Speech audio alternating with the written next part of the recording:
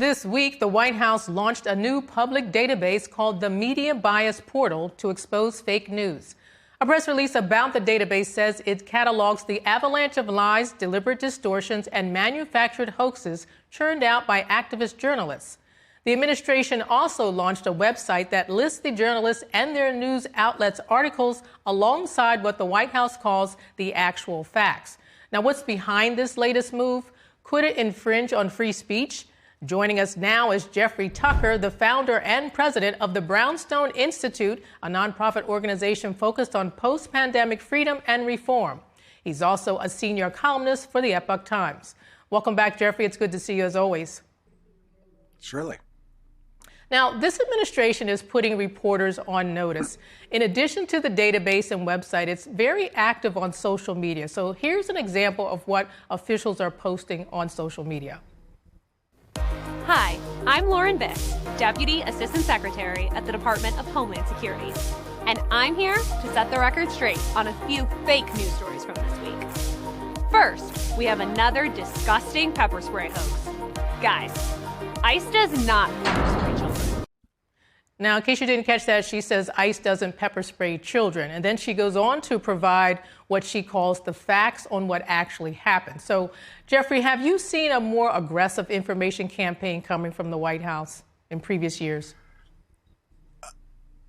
I'm not sure that I have, but and I would be inclined to say at first, when I first heard about this, I thought, well, this is not good. This is somehow overriding the prerogatives of a free press. They can say whatever they want, and it's not up to the government to dictate what the news should be. I mean, that was my first instincts. But then I watched what they actually put out, and I thought, my goodness, what's being reported in the mainstream press is an outrageous distortion of the facts that the Department of Homeland Security and ICE have by virtue of the case particulars, and they were reporting and clarifying the actual truth behind these what seemed to me to be very much wild bias distortions by the media. So it occurred to me as I was watching this, I thought, it kind of makes sense that they have to do this rather than seeing a public get inflamed with false information.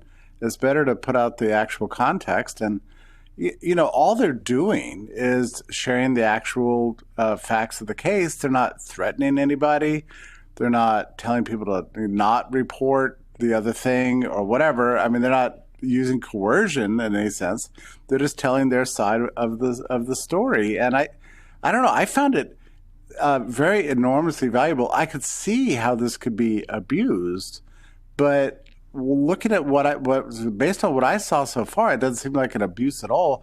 All the abuses seem to be on the other side of the people that are reporting things that didn't actually happen or leaving out very important context that would help settle the public down and clarify the policies in question. Well, let's talk a little bit about what else might be behind this latest move. So as you know, the speed at which information travels as well as its reach has increased dramatically over the years. And that makes it easier for news outlets to continually push out news stories, which is what I think they're trying to get behind. So do you see this administration's information campaign as a direct response to this rapid fire news? I think it must be, and I'm very sympathetic with this in some ways. I mean, I think anybody who's been subjected to some kind of media campaign based on incomplete, false, or distorted information can understand why the Trump administration wants to just not go forward with a new interpretation. If you watch these videos, all they're doing is giving the context, the facts, certain features of the incident in question that have been left out of the media to create a wildly distorted impression. I can totally understand why they would do this. Now, as to whether or not previous administrations have done this, I think they probably, if they have attempted it, they've not done as well. I don't think you've ever had a relationship between a presidential executive administration and the press that has been, and the mainstream press, or what some people call the legacy corporate press, that has been so hostile. It's been unrelentingly divisive and hostile now going on 10 years. Everybody knows this. So we can fully expect that these legacy media outlets would use every occasion to make the Trump administration look bad. And you look at it from the point of view of the public, all we really want are the facts of the case, right? Many people are just independent and looking for what's going on. And, in the case of this immigration thing, I'm a very good example of a person in this position. I would like to know what ICE is actually doing, whether there's any justification for it. Are they using excessive force? Are they really going into daycares and all this other kind of thing? When the media is reporting one story and the administration comes back and gives documented proof that there's a larger context, there's other things going on, that there is a justification for what they're doing. If they're using force, it's because force is first used against them, and so on. As a viewer, I would like to know this. And if other people are not reporting, Epoch Times and NTD have been fantastic in reporting as many facts as they have available to them. But the truth is the administration would typically, in these particular cases, have access to a greater range of facts and context than anybody else. So in a sense, it's their obligation to present the full picture to the public, especially when you have legacy media, as I say, trying to inflame people for biased political reasons. It makes perfect sense that they would do something like this. And also, just to add finally, the Trump administration has proven itself to be an extremely effective communicator to the public. Not perfect, but much more open source and going directly to the people by using social media channels and so on. And I think that's going to increase public trust in what the Trump administration is doing. Now, given your points you've just made about previous administrations not having to, respond to a hostile media, if you will, we have a current political climate right now, and it can be harmful, So how harmful do you think this misinformation or bias can be to a president's agenda? Well, it's frustrating because what it does is it diminishes public trust. I mean, many of these venues are things that I have relied on throughout my career, and just implicitly trusted that if a reporter is reporting something, they must be verified. It must have been checked by the editors, that they're anxious to present a valid and verified record as a way of chronicling American public life, in the public interest. I mean, that's how I always assume that media works. But there's something about the Trump administration that even as early as, I would say, 10 years ago, even when he first started running, where the deal that the American media made with the public was sort of broken. Now suddenly you have, and I don't think this is a controversial statement, you have an aggressively partisan press that's anxious to put the worst possible spin on absolutely everything this administration does. And it gets frustrating and it gets tiring. And from my own point of view, it makes me sad because I used to really love a lot of these venues and trust them. And I kind of cheer them on. I want them to be good, So when you see this kind of thing happening, it makes you sad for the media that we used to love and we used to trust, and that as Americans we felt a lot of pride in.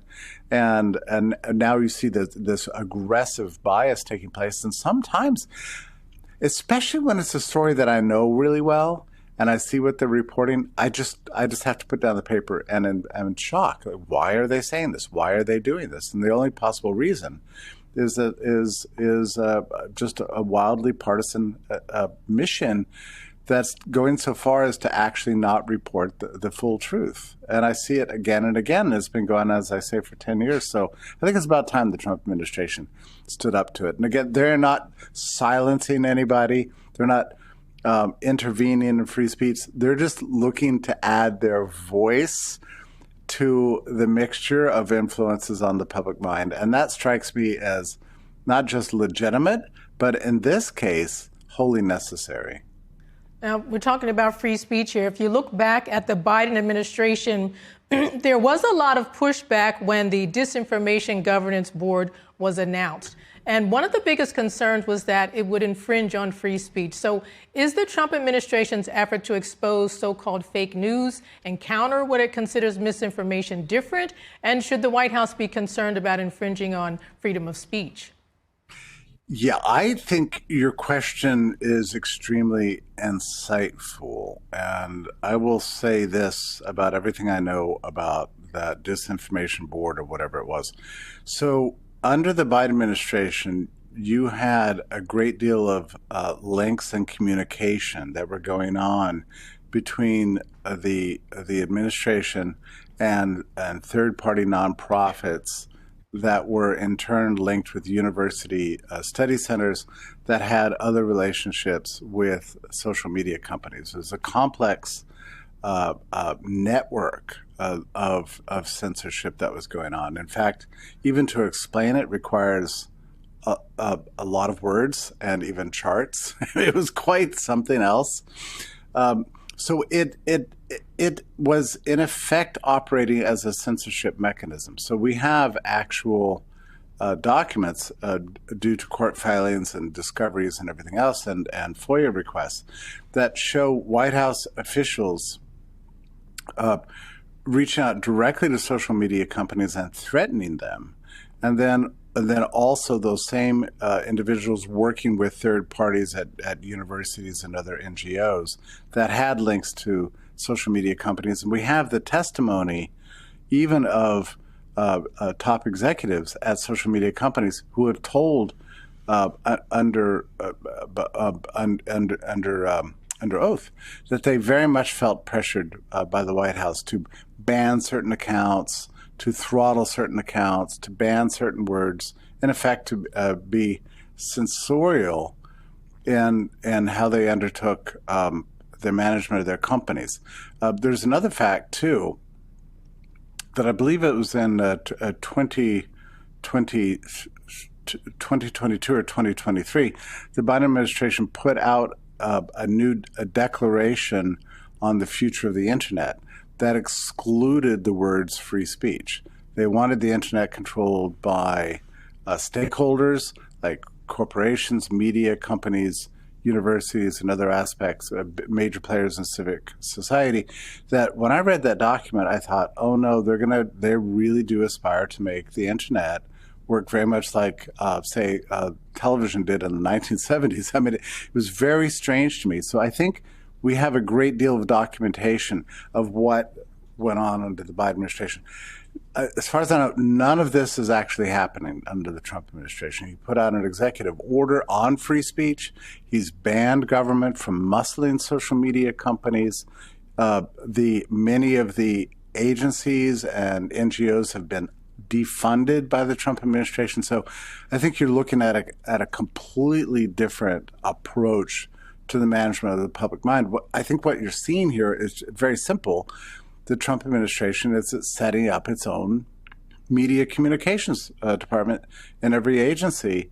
And that is not an intervention of the First Amendment. That seems like that is the Trump administration exercising its First Amendment rights, just like everybody else. That's all. Well, let's look at this from another perspective. So the next administration, for all we know, could oppose this administration's goals.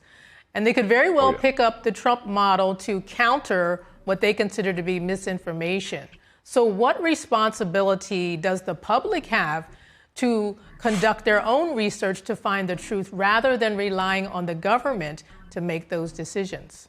Oh, I'm 100% with you on this. We know this is going to happen. Everything that's happening under the Trump administration is serving as a kind of pedagogy for the next administration. We can expect all this to return if it's controlled by a different party or a different person. It's all going to be repeated. And yes, it does. I think it's probably in the end a good thing. As much as I sometimes look nostalgically back on the old days when there were 3 networks and everybody trusted the media, it's probably better to live in a world like we do now, where you have so many information sources. It's a cacophony out there. And I think anybody who's observing the media, the way it's developed and evolved over the last 5 or 10 years, is realizing that ultimately it comes down to the individual citizen himself or herself to make a judgment based on the facts as insofar as we can discern them, and that's probably a good thing. I mean, freedom can be messy, but in the end, I think it gives us the best chance for the truth to emerge on top.